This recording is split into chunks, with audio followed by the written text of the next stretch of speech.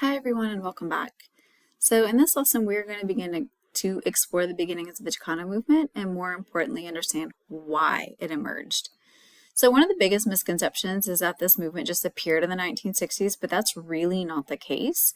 And what I've done is this are some examples of before the 1960s, and this is probably, if you look up Chicano movement, these are the pictures that you're going to see, like of Tiarina, farm workers marching, but these help really lay the foundation. So this is from a court case, Mendoza versus Westminster, and this was about Mexican children being segregated in schools in California. So this is a court case that was done in the 1947, I believe, was that ruling. This actually helps create a precedent for Brown v. Board.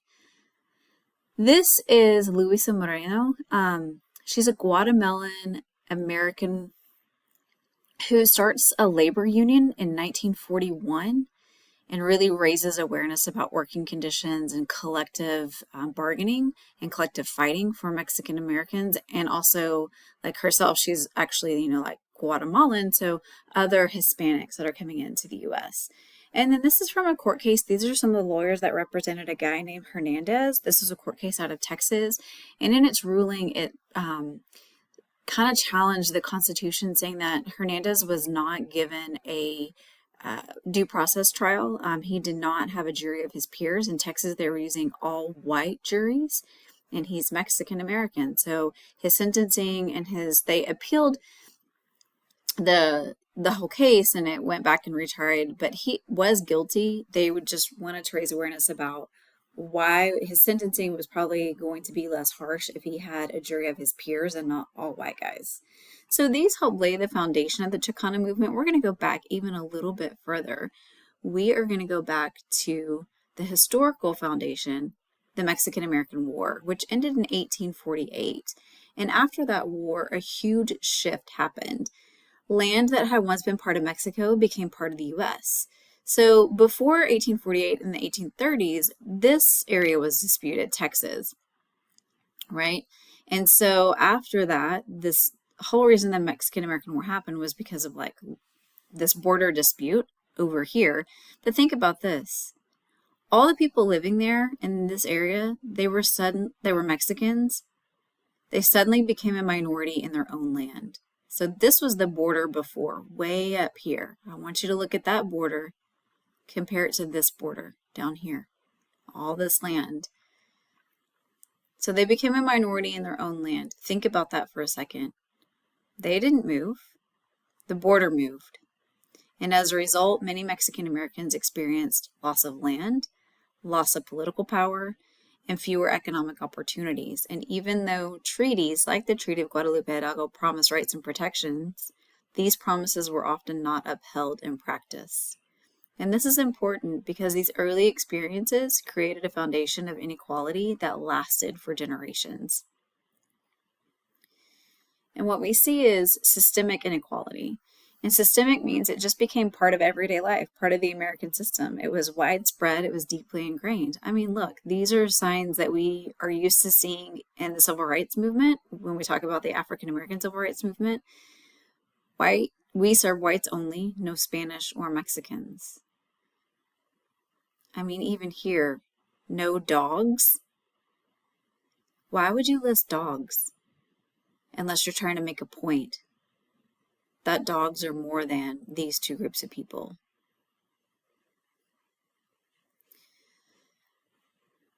So by the 1900s or the 20th century, inequality wasn't just historical. Like I said, it was built into everyday life. And so some examples, Mexican American students were often placed in segregated schools. We saw that when I talked about that little girl's picture, Mendoza versus Westminster. Many families worked in low-paying, unstable labor jobs, especially in agriculture, and discrimination affected where people could live and work. These are not isolated problems. Again, they were systemic, meaning they were part of a larger structures in society. And over time, those conditions created frustration, created awareness, and eventually it's going to create action. Now we get to one of the most important shifts in this lesson, and that is identity. Before the movement, many people use the term Mexican American, and this term was often associated with assimilation or trying to fit into mainstream American society. So denying your Mexican roots, denying your mother tongue. So you don't speak Spanish, you don't uphold like Spanish traditions and culture, you try to assimilate into white culture, right? But during the movement, a new term gained power, and that term is Chicano. It wasn't just a label, it's a political identity. So choosing to call yourself Chicano meant you are taking pride in your cultural heritage, you're rejecting the idea that you need to assimilate, and you are recognizing inequality and pushing back against it. So identity, it really becomes more than personal, it became a form of resistance.